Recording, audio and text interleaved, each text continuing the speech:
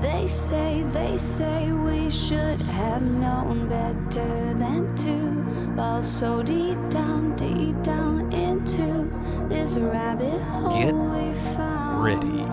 It's time again to venture down the rabbit hole into the world of cybersecurity. You're plugged into the podcast for security leaders and practitioners with a business sense. Prepare for unique interviews, insights, and practical advice that makes your job just a bit easier. And now, please welcome your guides on this adventure, James Jardine and the White Rabbit, Ruffalo Loose.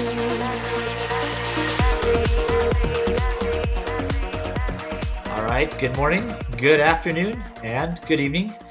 Welcome to yet another edition of the Down the Security Rabbit Hole podcast. Folks, welcome down the rabbit hole, and I am going to get straight to it today because I hope you get to watch the video of this one. If you don't, it's on our YouTube page. Go check it out.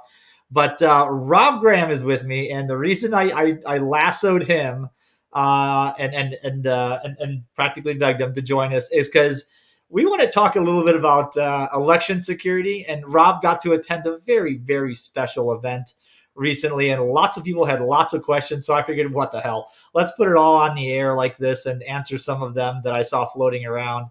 But first and foremost, the official rabble-rouser of the internet, Mr. Rob Graham. How you doing, bud? Hey, good to be here. Coming from all the way across the county. At least a mile away. we're no less than a mile, no more than 100 miles away. All right, Rob. So I'm gonna let people Google you. Everybody should know who you are by now. If not, then I can't help them. But all right, you went to a very interesting event. You went to My Pillow Guy's unveiling of the evidence, the great evidence that would, how did he put it, make all the Supreme Court justices overturn the election and all absolute that. Proof that the election Absolute was proof. That when, right. When the Supreme Court would see it, they would vote 9-0 to reinstate Trump. Right. So tell us about this absolute proof. I'm dying to hear it. So there was none, of course, as you expect. I'm so shocked. I mean, I would go there with an open mind, saying, well, if you have proof, then we should all look at the proof, of course. But it was sort of an implausible story to begin with. The story is that he's got packet captures from all 50 states showing that votes were flipped. So we could see in the packet captures that the votes were flipped, and it was all 50 states. And it indeed, when you look at the data, it breaks it down by county. So it's like most counties in the United States have some number associated with it of hackers broke into this county and flipped some votes. Right. So that's implausible. And I'm sort of on both ways on things. I kind of get upset with some people who say, well, none of these systems are connected to the internet, so therefore it's impossible. Well, many are. So it's perfectly plausible that you have packet captures from some computers in the United States, election systems. But that's going to be like maybe 5% or 1%. It's not going to be 100% of everything in the United States. So you can find things here and there that possibly have a packet capture of an election system. It's perfectly plausible. So I hate those that say that this is impossible. It's just the whole story is implausible. Yeah, highly improbable. But moreover, he has no description about like how did precisely these hacks occur. What do the packet captures show? Do they show like a shell? Someone shelled into a box and you can see them type commands. Is that what happened, or was it a buffer overflow exploit, like an RDP buffer overflow exploit? You can see, what is we have a story here, and there was no story. He has a video where one of his videos prior to the symposium, he's got this blurred out expert who's agreeing with everything he says. And so it's not the expert making a claim that Mike Lindell says, listen to what this expert says about the packet captures. It was Mike Lindell making statements about the packet captures and telling this expert to agree with him. Like, these packet captures can't be changed. Isn't that true? The guy says, well, yeah. So he's sort of like bullying. He's paying people to say what he wants them to say, rather than having a coherent technical explanation of what went on. I half expected Greg Evans to show up and be one of his experts. I literally did. Well, actually, most of the experts were partisan people. There were about Okay. 25 experts, and most all seem to have been invited by some Republican organization or another. There's only All two right. outsiders identified: myself and Harry Hursty. And Harry Hursty, Okay. if you know, is famously the guy who puts on the DEF CON voting village, and Yeah. knows and is very intimidating how much he knows about election systems, because election systems isn't like the technology that you can learn in a few days. It's the fact that every county across the United States is different, and he's been to a lot of them. Yeah. That's one of the things that struck me initially, and um, about some of the claims right up front, right, was that reading through some of the certification process that states go through and counties go through. Some use one brand, some use another, some use actual computers. A lot of them have moved to these giant iPad-looking things, and it like the in general the way the election, as I understand it, is the election system is set up. It's all done individually. So as with much of our democracy, our democratic process, it relies on people to do good things. But in order for it to be massive fraud, it would have to rely on a lot of strategic places all over the country to do all these bad things. I tend to believe in the goodness of the human, and I look at this and go, man, that's a lot of good influence ops that you convinced a lot of people to do a lot of bad things. I mean, I'm not saying it's impossible, but I'm saying there's like an evil villain somewhere stroking a cat going in this movie, and that's just not happening. Well, that's an important point about election systems, is that they the whole election is based upon our personal goodwill. The fact that Right. most people are good, even partisan people, like the experts, the partisan experts in those 25 people, they were all more concerned about getting to proof than pursuing partisan politics. In other words, the fact that they didn't get the data made them all very upset. There were two people who said, we need to sort of cover this up and not expose the fact that there were no PCAPs. Whereas the rest of the people, 20 people said, no, no, no, no, no, it's a big deal that there's no PCAPs. Yeah. So, it, you know, it's easy to laugh at the symposium, but it actually reinvigorated my faith in the goodness of people. That there are people that care, that by and large, even though Lindell's making these waves, by and large, the people there were more concerned about the facts of whether there was a problem, and how to have secure election than to pursue partisan politics. So, Well, and this is, I guess, this is a good place to state that. Man, I'm glad that there's still some hope, because if you look out into media, into Twitter, into press releases, into politics in general, you'd think that this was brother against sister, mother against father kind of thing. Like it's you, and it's still a lot of the, maybe it's just the people that scream the loudest, right? And there's all these binary thinkers that you're either a left or the right, and you have to agree with everything on the left, otherwise you're on the right, or you have to agree with everything on the right, or you're on the left. And like, I think election integrity is a nonpartisan issue, because whether you're on the left or on the right, you want to make sure you win with dignity. You want to make sure you win, right? Because if you win but you cheat, the other side's doing it to you next time, right? This is not. It's like it's a double edged sword all the way through, and I feel like it's good. That is a system that can correct itself.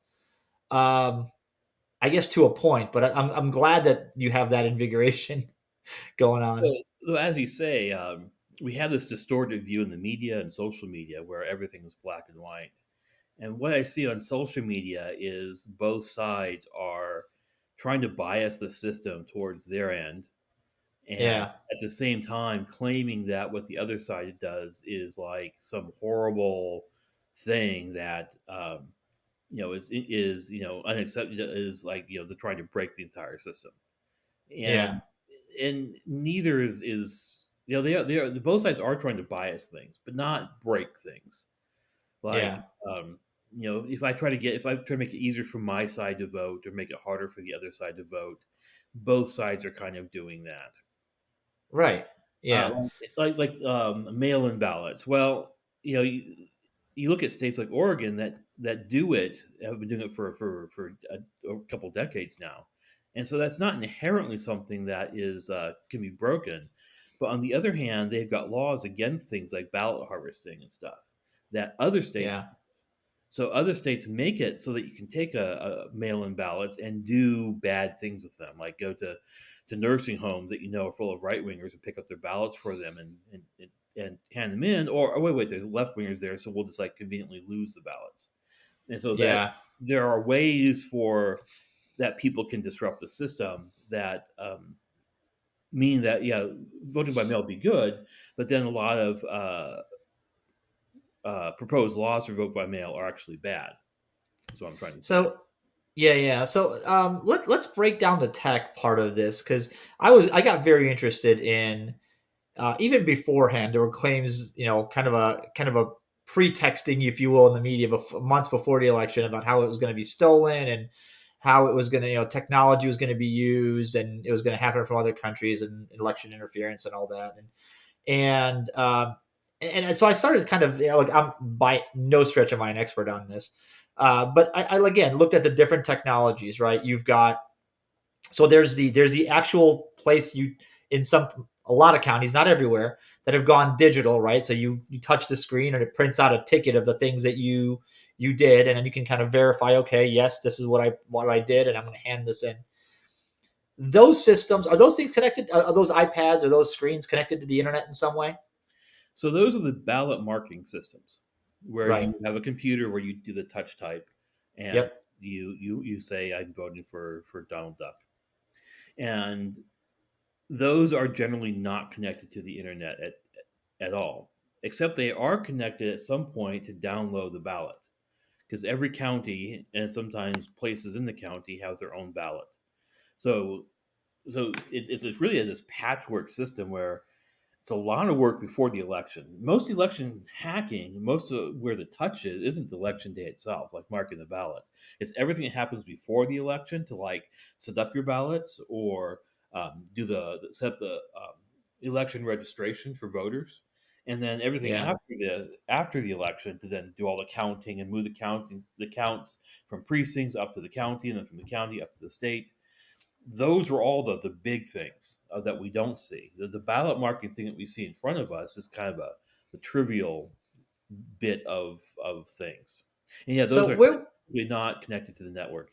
The biggest thing Okay. is often they produce paper. You mark Yeah. your ballot, and then it produces a piece of paper, and then you move the paper over to the tabulator that then counts it. Right. So where was, like, walk us through, where was the big controversy? Because, okay, so I'm pretty sure they were not talking about the markers were the compromised piece. It was the tabulators. Well, it's unclear what Lindell's talking about. It's like hackers broke into computers and flipped votes. So it's up to the rest of us to imagine what that might be. The tabulators then get collected to every county, and then the county then reports them to the state. So one plausible thing could be you hack into the county computers, and then from the county computers you change votes and stuff before they send the counts up to the states. Okay, but that's a lot of counties. Right. That would be. I'm trying to think of how many counties are in Georgia. I think there's a couple of hundred, maybe a couple of hundred, Yeah, there's or 100, something like that. Huh? Yeah, there's thousands around the United States. But if you're a state-funded actor like the China or the NSA, then you can do that, because we all know that the NSA and China are all powerful. Yeah. You forgot Russia. And Russia. Yeah.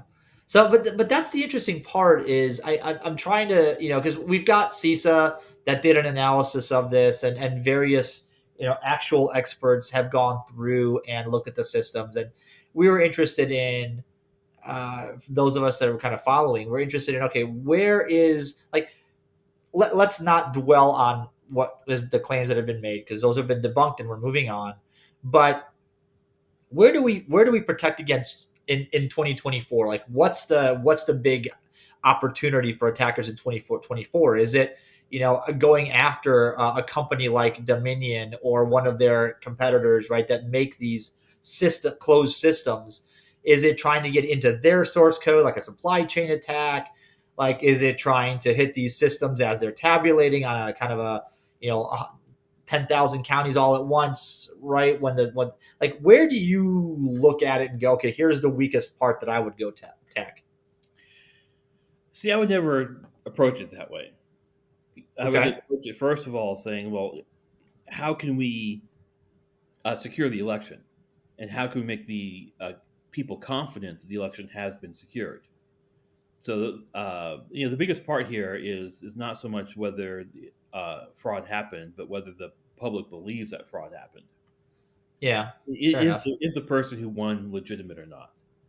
And so that's what Russia tried to do the 2016 election. Is they didn't care so much whether Trump won; they wanted to make Hillary's probable win to be illegitimate, to appear illegitimate. And just so happened that Trump actually did win. So, but bonus for them. So the thing is we can solve all these problems with paper ballots. Generally, that if we have the paper ballots that we can then recount afterwards, well, it doesn't matter what hacking happened on election day. We can just go back and recount the paper ballots. Like in Georgia, they did that. They recounted the paper ballots, and so we know that as part of like Lindell's thing. Well, if they flip votes via computers, like at the county level, but then the paper ballots don't show any flip votes, then that kind of, make Lindell's claims, at least for Georgia, to seem improbable. So if we have paper ballots that at the voting precinct, that everyone, when they cast their ballot, we can go back and recount them, that would go a long way to both preventing hacks from happening as well as making people's confidence that the election was actually secure better. Okay. I mean, we all kind of want to. There's been a lot of claims and a lot of cries for why do we have to mail stuff in? We live in the 21st century. Why can't we just have, why can't I go on an internet form, put in my social security number, my, some other identifier and my two-factor auth and whatever, and log myself in and cast my vote and boom, I'm done. I mean, I understand why that lends itself more to the, hacking claim. But even if we secured it with a blockchain, which we all know is the solution to this problem, that's humor. It's the solution to everything. That the public wouldn't have faith in it. So it doesn't matter if we actually had a secure online election system, the public just wouldn't have any faith in it. Well, I guess that makes sense. And you're right. That's sort of where this is kind of where this wins and loses, right? Is at the court of public opinion. If it's a legitimate election and nobody believes it, then does it matter? Right. 1 second.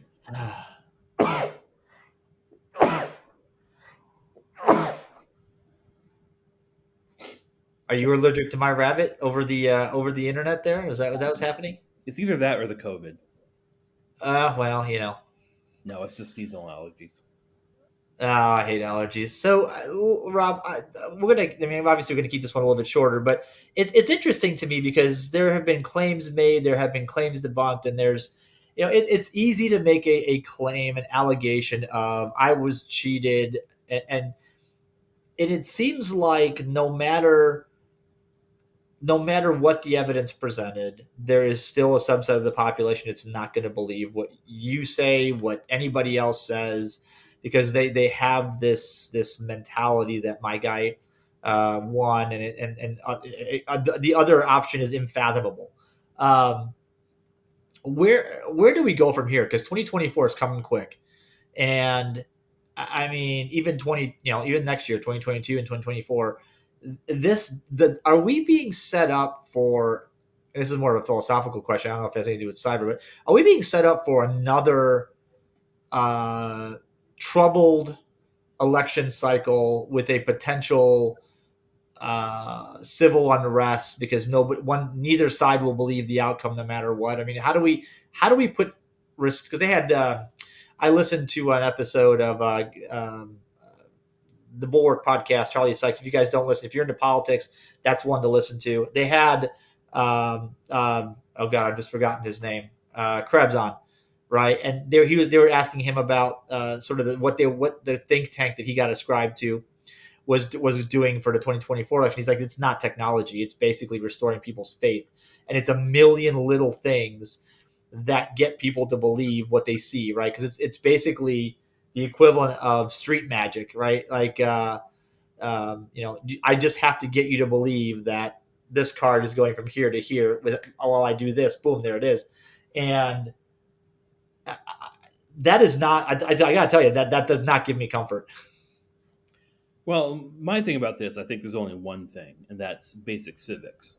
Is I was in a room with these patriots that pledged allegiance every morning to the flag and to the republic, but what they were doing was attacking the republic because Yeah, calling into question the election without actually substantiating the claims. I mean, if you can substantiate the claims, like in Belarus, where they actually had a fraudulent election and where the evidence right. was quite obvious, the people went out in the streets. Those are patriots. But when you have no evidence, and so far the Republicans have none, it's zero, zilch, none. It's all the suspicious-looking things that you don't Yeah, understand that you think might be fraudulent, but there's no concrete evidence. When you call an election into question like that, you're destabilizing our entire country, causing civil unrest, and it's very much against our basic Republican values. Which the Republic means that there's two sides, and that they transfer power, or more than one side, I should say, in power, more than one party in power. That every few years you transfer power from one party to another, and that's what the Republic means: is that our party is not always going to be in power, and right.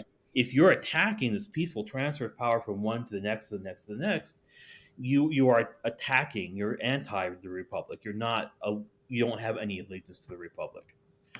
Allegiance to the Republic means the fact that when the Democrats, those bastards, fairly win the election, that you say, yes, I'm against them. I hate the Democrats, but yet they fairly won the election, and I think it's legitimate, and we need to move on from here. And unless both sides are taught this basic lesson that we live in a republic where people do not agree on things, will not agree, that there are significant issues that we have that we'll never agree upon, and that's what being a republic means. We'll never get beyond to having a faithful election. Every side will then be free, without proof, without any logic, to say that the other side has been corrupt in our elections and are fraud or illegitimate. And it's both sides. Both sides need to say the other side is perfectly legitimate. And you see, in the Yeah, press with against the Republicans now, about it's a huge outcry how the Republicans are illegitimate, and they're not illegitimate. They are perfectly legitimate. I hate Trump, but Republicans are perfectly fine. yeah. It is. I mean, this is kind of like the general thing we learned in civics a million years ago. It feels like that you don't have to agree with it, but you have to respect an outcome that is rooted in fact. Right. Yeah. It doesn't matter whether you like it or not. It doesn't matter whether it's your preferred outcome, but you have to respect it. And I suspect there will be much hand wringing and pearl clutching over the next 3.5 years here over what's going to happen and how we're going to go next. But I have faith in the continued work of both CISA and then some of the election think tanks and some of the other things that will get us to a point where even if the public doesn't agree and can't seem to uh, can't seem to be civil, then at least our politicians have to suck it up and just deal with it. I think it's up to all of us. I'm a troublemaker on the internet because I do this a lot, but I think everyone can do No. that. Of that, even when someone's on your side, but they say something that attacks the other side to the point where in our election, saying, "Oh, it's the other side who are destroying our elections," that you should tell them to stop that. Yeah. We need to respect the fact that their other side, we disagree with them on important matters, but they are legitimate. We're legitimate, and that it's up to us first and foremost to stand behind the legitimacy of our republic before we then attack the other side. Yeah. Rob, before they're bastards, but they're perfectly legitimate. Trump won legitimately in 2016, and then Biden won legitimately in 2020. Yeah. Well, before I let you go on this, I have to ask the all important question: did you buy a pillow? I did not buy a pillow.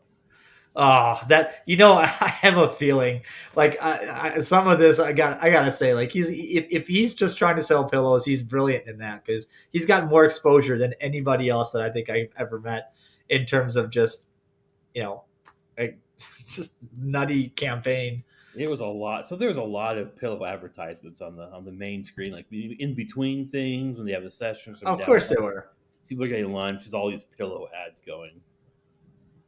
God, can you really make a fortune on pillows? Apparently, the answer is yes. All right, Rob. I would say no, but I'm wrong. As I often am. All right. Hey, thanks for agreeing to talk about this. It's it's an interesting issue, and I hope you continue to be a rabble rouser on the topic because we need experts that hate both sides. Rabble. All right. Thanks, Rob. Thanks, folks, for listening. This has been a very special edition of the Down the Security Rabbit Hole podcast with my guest, Mr. Rob Graham. And I will post some show notes. You can read them at will. Of course, go check out our YouTube page and look at our LinkedIn page where we do a little bit of discourse. And, of course, Twitter at DtSR_podcast. And for James and myself, thanks for listening. We'll catch you guys another time, another place on another Down the Security Rabbit Hole podcast. Ciao, y'all. As we fade out on another Down the Security Rabbit Hole episode, we'd like to encourage you to chat with our hosts and guests using the Twitter hashtag #DtSR. Please check out the show notes, catch up on any episodes you may have missed, and subscribe so you don't miss a future episode. Our website is whiterabbit.net, WH1T3RABBIT.net. So on behalf of Rafal, James, for now it's goodbye. We'll see you soon on another Down the Security Rabbit Hole podcast.